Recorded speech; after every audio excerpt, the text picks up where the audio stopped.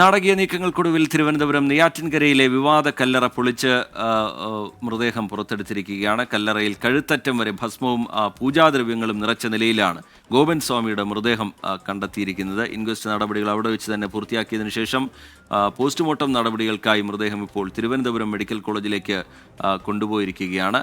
മകൻ സനന്ദനെയും നടപടിക്രമങ്ങൾക്കായി മെഡിക്കൽ കോളേജിലേക്ക് കൊണ്ടുപോയിട്ടുണ്ട്. എല്ലാം നിയമത്തിൻ്റെ വഴിക്ക് നടക്കും എന്നാണ് സബ് കളക്ടർ OV ആൽഫ്രഡ് നേരത്തെ പറഞ്ഞത്. ഇപ്പോൾ തിരുവനന്തപുരം മെഡിക്കൽ കോളേജിൽ നിന്ന് വിവരങ്ങളുമായി ഉമേഷ് ബാലകൃഷ്ണൻ നമുക്കൊപ്പം ചേരുന്നുണ്ട്. ഉമേഷ്, അല്പസമയത്തിനകം പോസ്റ്റ്മോർട്ടം നടപടികൾക്കായി മൃതദേഹം അവിടെ എത്തിക്കും എന്ന് മനസ്സിലാക്കുന്നു.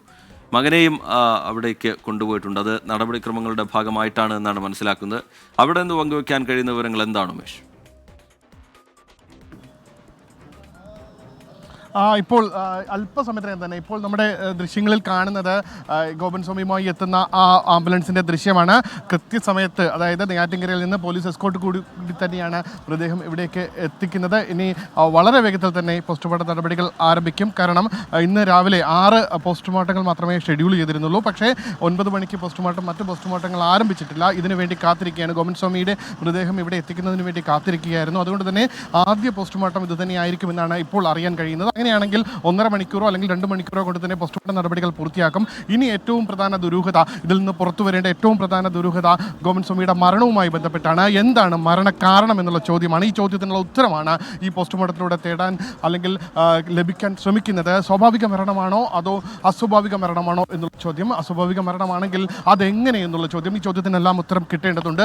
എന്തായാലും അല്പസമയത്തിനകം തന്നെ പോസ്റ്റ്മോർട്ടം നടപടികൾ ആരംഭിക്കും. പോസ്റ്റ്മോർട്ടം നടപടികൾ ആരംഭിച്ചാൽ ഏറിയാൽ ഒരു 2 മണിക്കൂർ അതിനകം തന്നെ പോസ്റ്റ്മോർട്ടം നടപടികൾ പൂർത്തിയാക്കി മൃതദേഹം ബന്ധുക്കൾക്ക് വിട്ടു നൽകുകയും ചെയ്യും. ഇതിൽ തന്നെ പ്രാഥമികമായ ഒരു വിലയിരുത്തൽ, സാധാരണ പോസ്റ്റ്മോർട്ടം നടപടികളുടെ ഭാഗമായി പ്രാഥമികമായ ഒരു വിലയിരുത്തൽ ഉണ്ടാകും. ആ വിലയിരുത്തലിൻ്റെ അടിസ്ഥാനത്തിൽ അസ്വാഭാവിക ഉണ്ടെങ്കിൽ പോലീസിന് തുടർ നടപടി അപ്പോൾ തന്നെ സ്വീകരിക്കാം. എന്നാൽ പോസ്റ്റ്മോർട്ടം റിപ്പോർട്ടായി വരാൻ ഒരുപക്ഷെ ഒരാഴ്ചയോളം സമയമെടുക്കും. കാരണം ഏതെങ്കിലും ഈ ആന്തരിക അവയവങ്ങളുടെ എല്ലാം സാമ്പിളുകൾ ശേഖരിക്കും. അത് രാസപരിശോധനയ്ക്ക് അടക്കം അയക്കേണ്ടതുണ്ട്. കാരണം ഈ ആന്തരിക അവയവങ്ങളിൽ, അതായത് മറ്റ് എക്സ്റ്റേണൽ വസ്തുക്കൾ എന്തെങ്കിലും ശരീരത്തിനുള്ളിൽ പോയിട്ടുണ്ടോ, അതായത് വിഷമോ അങ്ങനെ ആ രീതിയിലുള്ള മരണകാരണമായേക്കാവുന്ന എന്തെങ്കിലും വസ്തുക്കൾ ശരീരത്തിനുള്ളിൽ പോയിട്ടുണ്ടോ തുടങ്ങിയ കാര്യങ്ങളെല്ലാം പരിശോധിക്കേണ്ടതുണ്ട്. അവയെല്ലാം ശാസ്ത്രീയ പരിശോധനയുടെ റിസൾട്ട് വരുമ്പോൾ മാത്രമേ അറിയാൻ കഴിയുകയുള്ളൂ. പ്രാഥമിക പരിശോധനയിൽ ഏതെങ്കിലും രീതിയിലുള്ള ദേഹത്തിലുള്ള മുറിവുകളോ ക്ഷതങ്ങളോ ശരീരത്തിലുണ്ടോ, ആ മുറിവുകളോ ക്ഷതങ്ങളോ മരണകാരണമാവുന്ന രീതിയിലേക്ക് മാറിയിട്ടുണ്ടോ, ഈ ചോദ്യങ്ങൾക്ക് ഉത്തരം ലഭിക്കും. കൂടാതെ ഈ കല്ലറയിലേക്ക് മാറ്റുന്ന സമയത്ത് അത് മരിച്ചിരുന്നോ അതോ ആ കല്ലറയ്ക്കകത്തിരുന്നാണോ മരിച്ചത് എന്നുള്ളൊരു ചോദ്യത്തിന് പ്രാഥമികമായ നിഗമനങ്ങളിലേക്ക് എത്താൻ കഴിയും. പ്രാഥമികമായി ഈ ശ്വാസകോശത്തിനകത്ത്, കാരണം മൃതദേഹം കണ്ടത് തന്നെ കഴുത്തുവരെ ഭസ്മം മൂടിയ നിലയിലായിരുന്നു. സ്വാഭാവികമായി ഈ കല്ലറയ്ക്കകത്ത് ഇരുന്നതിന് ശേഷവും ജീവനുണ്ടായിരുന്നുവെങ്കിൽ ശ്വാസകോശത്തിലടക്കം ഈ ഭസ്മത്തിൻ്റെ സാന്നിധ്യം ഉണ്ടാകാൻ സാധ്യതയുണ്ട്. ആ രീതിയിൽ പ്രാഥമിക നിഗമനങ്ങൾ അതിലെത്താൻ കഴിയും. പക്ഷേ അപ്പോഴും അത് സ്ഥിരീകരിക്കണമെങ്കിൽ ശാസ്ത്രീയമായ പരിശോധനാ റിപ്പോർട്ടുകൾ, ആന്തരികവയവങ്ങളുടെയും രക്തസാമ്പിളുകളുടെയും എല്ലാം ഈ പരിശോധനാ റിപ്പോർട്ടുകൾ എത്തിയ ശേഷം മാത്രമേ അറിയുകയുള്ളൂ. എന്തായാലും ഇപ്പോൾ മൃതദേഹം മെഡിക്കൽ കോളേജിലെ മോർച്ചറിയിലേക്ക് മാറ്റിയിരിക്കുന്നു. ഇനി വളരെ പെട്ടെന്ന് പോസ്റ്റ്മോർട്ടം നടപടികളിലേക്ക് അടക്കം മകനെ ഇവിടെ എത്തിച്ച് മകൻ്റെ കൂടി സമ്മതം വാങ്ങിയതിനു ശേഷമായിരിക്കും പോസ്റ്റ്മോർട്ടം നടപടികൾ ഔദ്യോഗികമായി ആരംഭിക്കുന്നത്. അതൊരു നടപടിക്രമമാണ്. അതിനുശേഷം മൃതദേഹം വിട്ടു നൽകുമ്പോഴും മകൻ വേണം. മകനായിരിക്കും അല്ലെങ്കിൽ അടുത്ത ബന്ധുവിനാണ് മൃതദേഹം വിട്ടു നൽകേണ്ടത്. അതുകൊണ്ട് തന്നെയാണ് മകനെ ഈ നടപടിക്രമങ്ങൾ പൂർത്തിയാക്കാൻ വേണ്ടി മകനെ ഇവിടെ എത്തിക്കുന്നത്. ഈ നേരത്തെ പറഞ്ഞതുപോലെ ഇന്ന് കൂടുതൽ പോസ്റ്റ്മോർട്ടങ്ങളില്ല. 6 പോസ്റ്റ്മോർട്ടം മാത്രമേ നേരത്തെ ഷെഡ്യൂൾ ചെയ്തിരുന്നുള്ളൂ. അത് ഒന്നും ആരംഭിച്ചിട്ടില്ല. അത് മാറ്റി വെച്ച് ഏറ്റവും വിവാദമായ കേസ്, കേരളം മുഴുവൻ ശ്രദ്ധ നേടിയ കേസ്, ആ കേസ് അത്രയും പ്രാധാന്യത്തോടു കൂടി തന്നെയാണ് മെഡിക്കൽ കോളേജ് അധികൃതരും ഈ വിഷയത്തിൽ ഇടപെട്ടിരിക്കുന്നത്, ഫോറൻസിക് അധികൃതരും ഇടപെട്ടിരിക്കുന്നത്. എന്തായാലും അല്പസമയത്തിന് തന്നെ പോസ്റ്റ്മോർട്ടം നടപടികൾ ആരംഭിക്കും. രജത്ത്, തിരുവനന്തപുരം മെഡിക്കൽ കോളേജിൽ നിന്നുള്ള തത്സമയ ദൃശ്യങ്ങളാണ് ഇപ്പോൾ പ്രേക്ഷകർ കാണുന്നത്.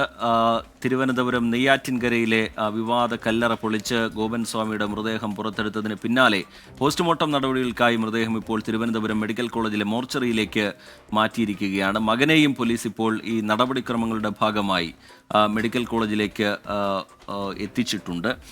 ഈ പോസ്റ്റ്മോർട്ടം റിപ്പോർട്ട്, അതാണ് ഇതിൽ ഏറ്റവും നിർണായകമായി മാറാൻ പോകുന്നത്. ഇപ്പോഴും നിലനിൽക്കുന്ന സംശയങ്ങൾ, ഈ മരണവുമായി ബന്ധപ്പെട്ട് നിലനിൽക്കുന്ന ദുരൂഹത, അതിലൊക്കെ ഉത്തരം കണ്ടെത്താൻ പോസ്റ്റ്മോർട്ടം റിപ്പോർട്ട്, അതാണ് ഏറ്റവും പ്രധാനം. ശാസ്ത്രീയമായ പരിശോധന ഒരു ഭാഗത്ത് പോലീസിൻ്റെ ഭാഗത്തു നിന്ന് നടക്കുന്നുണ്ട്.